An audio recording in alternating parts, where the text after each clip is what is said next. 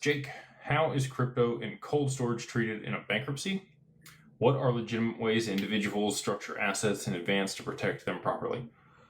They would be treated just like any other property or investment. You would be able, somebody could subpoena for the record of those assets on your crypto exchanges. They would be able to figure out, where you're holding them. If you say, I lost my keys in a boating accident, depending on who the creditor is, they could subpoena the manufacturer of the wallet and get the keys.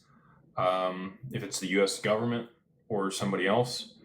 But in a bankruptcy, they are treated as a capital asset, same as any other investment or capital asset would be. In order to be able to structure those, ideally, you're going to set up some type of structure that has creditor protection. And if that's an LLC, you want to maintain your corporate veil, not commingling funds. You're going to keep separation of assets. You're going to do your board resolutions and meeting minutes and all the stuff that you would have if you were operating a legitimate company, because you are operating a legitimate company.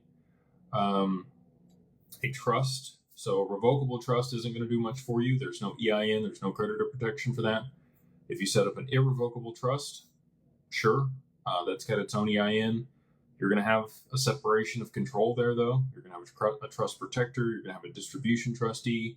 It's going to take 2 years to season in that creditor protection, depending on what jurisdiction you're filing that irrevocable trust in, or that asset protection trust.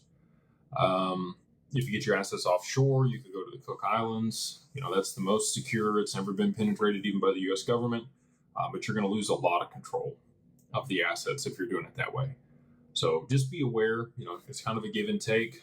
Most people that we work with, they keep a portion of the assets in their taxable estate, whether that's inside of an LLC that they manage and own, and then they take another portion of that and they'll move it out of their taxable estate and move it into an irrevocable trust, while the cost basis or the price of the asset is still low, so that they can be within the gift tax threshold here in the U.S., not use a huge portion of that.